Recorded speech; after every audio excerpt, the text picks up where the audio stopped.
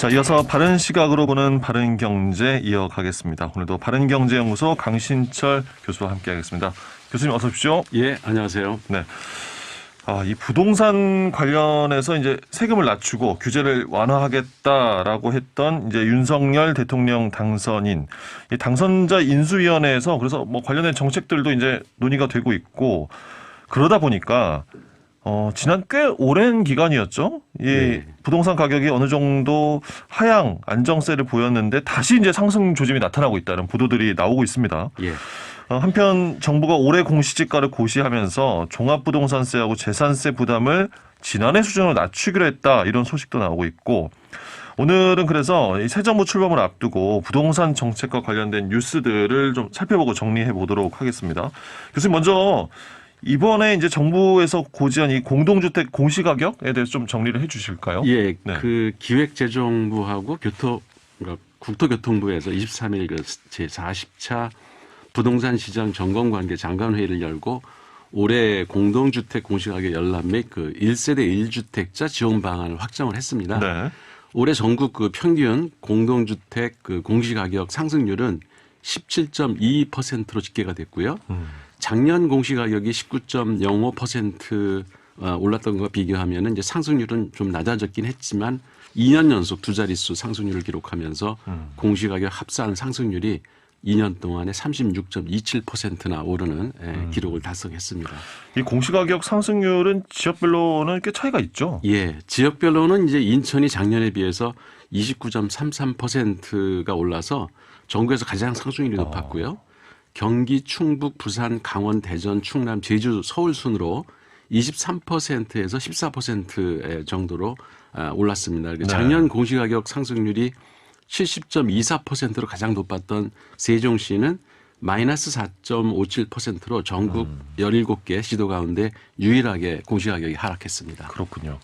그 정부가 발표한 부동산 보유세 완화 조치 이건 어떤 내용들이 담겨 있습니까? 네, 그 부동산 세금의 부과 기준이 되는 그 공시가격이 2년 연속 큰 폭으로 오르면서 세금 부담을 호소하는 목소리가 이제 높아지자 올해 한 해 한해서 1가구 2주택 보유자들에게 지난해 공시가격을 기준으로 이제 재산세와 종합부동산세를 이제 부과하기로 했고요. 네. 다주택 보유자들은 그냥 오른 공시가격을 그대로 기준으로 해서 세금을 내야 됩니다. 1가구 1주택 보유자들에게만 이런 그렇죠. 혜택을 준다는 건데 예. 이제 차기 정부에서 중점적으로 다룰 부동산 정책과 연관이 지어지는 시기다 보니까 예. 부동산 시장이 벌써부터 좀 반응이 뜨겁습니다. 네.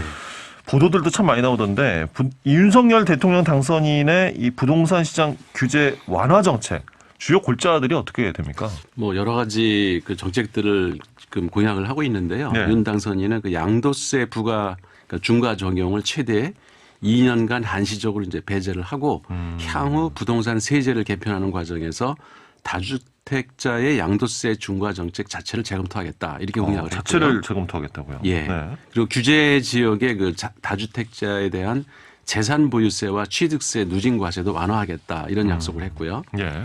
또 그 주택담보대출 비율 LTV를 높여주는 방안도 검토를 하고 있고 특히 재건축 관련 규제를 완화하겠다라는 공약을 했습니다. 이 정도니까 부동산 시장에서는 시장 규제 완화에 대한 기대감이 상당히 클 것 같거든요. 예. 네. 어떤 변화들이 일어나고 있습니까? 그러니까 윤 당선인의 그 규제 완화 공약을 집값 상승의 호재로 받아들이는 분위기가 나타나고 있는데요. 한국부동산원이 매주 발표하는 그 조사에서 3월 셋째 주 서울 강남구와 서초구 아파트값이 각각 0.01% 오르면서 8주 만에 상승세로 전환을 했고요. 네. 서울 아파트 매수 심리도 3주 연속 상승세를 이어가고 있습니다. 그리고 강남구, 송파구, 양천구 등 그 규제 완화 기대감이 큰 재건축 단지를 중심으로 집주인이 매물을 거두어들이고 호가를 1억 내지 2억 원씩 올리는 모습도 보이고 있고요. 다시 이제 오르고 있군요. 호가가요. 예. 네.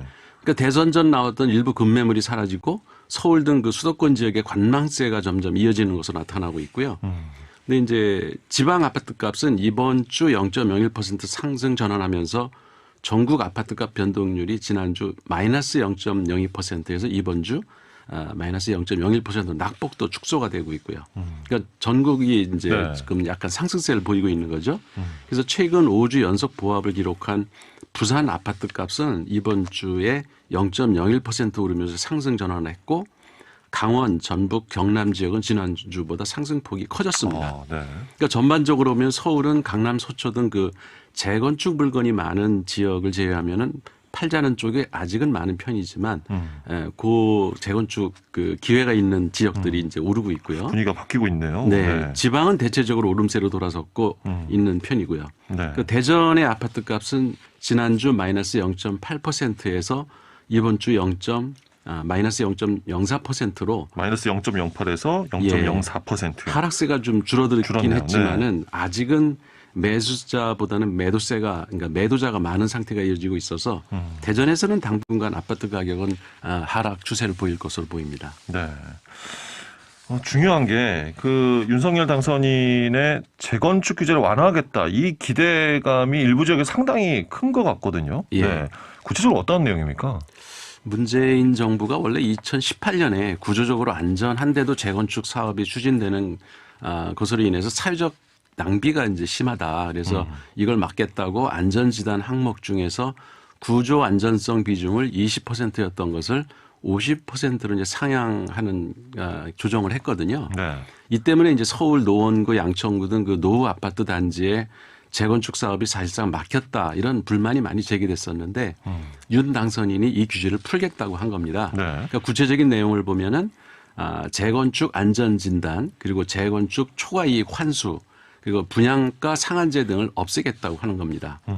30년 이상 노후 아파트에 대한 정밀 안전 진단은 면제해주고 안전 진단 기준 중에서 현재 50%로 올린 거를 다시 30%로 원래 복귀를 시키겠다는 거고요. 그 밖에 재건축 용적률 상한을 현재 300%에서 500%까지 높여주겠다. 이런 것도 방안을 구상하고 있어서 이게 기대감이 커지고 있는 것 같습니다. 그리고 재건축 난발로 인한 사회적 비용을 줄이겠다고 한 그 문재인 정부의 정책은 저는 옳았다고 생각을 하고요. 네. 다만 많은 재건축 사례로 보건대 주민들 간의 그 합의 과정이 상당히 오래 걸리고 그렇죠. 예, 그리고 고층 아파트일수록 경제성이 점점 확보되기가 어렵기 때문에 30년 넘은 건물에 대한 구조 안전성 진단 항목은 정부가 굳이 그렇게 강하게 규제하지 않아도 될 것 같다는 생각이 들고요. 네. 근데 이제 용적률 완화를 시키겠다고 하는 것은 도시 미관상에도 문제가 있고 그 주변 그 건물들에 대한 일조권 침해 등 여러 가지 민원 소지가 있어서 지금보다 높이기가 아마 쉽지 않을 것으로 보입니다. 네. 어쨌든 지금 정부의 부동산 정책이 이제 실패를 해서 이를 심판하겠다는 여론이 강해서 이제 선거를 통해서 정권이 바뀐 거라고 하면 네. 새 정부가 들어서면 부동산 가격이 이에 맞춰서 좀 뭐랄까요 안정이 돼야 할 텐데 이게 오히려 규제 완화된다, 세금 낮춘다 이러니까 부동산 가격이 다시 오른다. 이게 참 아이러니한 상황이거든요. 이게 부동산 시장은 참 아이러니하게 네, 경제 그러니까요. 원리하고는 잘 안 맞는 게 나타나고 있는데요. 네. 그러니까 노무현 대통령 때도 종합부동산세를 도입했고 또 문재인 대통령은 그 임대차 3법을 도입해서 좋은 정책을 만들어 놓고 특히 이제 서민들을 위한 좋은 정책을 만들어 놓고 그 보수 세력의 여론몰이에 맥없이 무너진 꼴이 됐습니다. 그러니까 원래 부동산 정책 효과는 당장 나타나는 게 아니거든요. 그러니까 보통 빨라야 3년, 일반적으로 4, 5년 지나야 이제 부동산 정책 본격적인 효과가 나타나는데 다주택 보유자에 대한 그 중과세 정책과 그 임차인 보호를 위한 임대차 3법의 효과는 이제 나타나기 시작하고 있습니다. 네. 네, 근데 최근 2, 3년간 그 부동산 가격이 급등한 게 현 정부의 부동산 정책 실패 요인도 약간은 있겠지만 이거보다는 이명박 박근혜 정부에서 빚내서 집사라고 부추긴 부동산 정책의 효과가 늦게 나타난 원인도 있고요. 또 코로나라고 하는 특수한 상황에서 사상 최저금리하고 재난지원금 지급 등 그 재정 확대 정책으로 인한 그 시중의 과잉 유동성 이게 더 큰 원인이라는 것이 이제 전문가들의 일반적인 분석이거든요. 예. 그런데 극우 보수 언론들이 마치 현 정부의 부동산 정책이 부동산 가격 폭등의 주요 원인인 것처럼 이렇게 여론을 몰아서 간 측면이 강하다고 저는 봅니다. 그러니까 이게 요즘 보수 신문들의 그 부동산 관련 기사들을 보면 그 속내가 드러나고 있다는 걸 알 수 있는데요. 대선 전만 해도 서울 전세값과 아파트값 급등이 정부의 그 부동산 정책 실패로 야기됐다고 비판을 하면서 그 젊은이들이 이제 집 사기 힘들어졌다. 뭐 네네. 이런 기사를 내보내더니 대선 후에는 그런데 예, 대선 후가 되더니 바로 재건축 기대감에 수천만 원씩 호가가 뛰고 있다고 기사를 쓰고 부동산값 급등을 그 기대감으로 포장을 하고요. 그 단어들이 좀 특이하게 바뀐 거죠. 그리고 긍정적인 기사를 자꾸 내보내고 있어요. 예, 예. 그러니까 몇몇 언론의 그 제목만 봐도 가령 예를 들어서 뭐그 조선비즈에 나온 건데요. 강남 3구 집값 하락 멈춤, 상승 전환 멀지 않았다. 이렇게 기대감을 불리고 있고 대선 이후 기대감 확산하는 부동산 시장 이런 식으로 집값 상승에 대한 긍정적 전망이 예. 기사의 주를 이루고 있거든요. 그러니까 문재인 정부에서 시행한 부동산 정책들의 효과는 이제 서서히 나타나서 주택 가격이 하향 안정세로 돌아설 것이고 또 임대차 시장도 이제 안정화 단계로 돌아서고 있거든요. 그래서 차기 정부가 이렇게 모처럼 안정세로 돌아선 부동산 시장을 왜곡하고 또 혼란시켜서 서민과 젊은이들의 희망을 좌절시키는 일이 없도록 부동산 정책에 좀 신중을 기했으면 좋겠습니다. 예. 자, 바른경제 오늘도 바른경제연구소 강신철 교수와 함께했습니다. 교수님 고맙습니다. 예, 고맙습니다.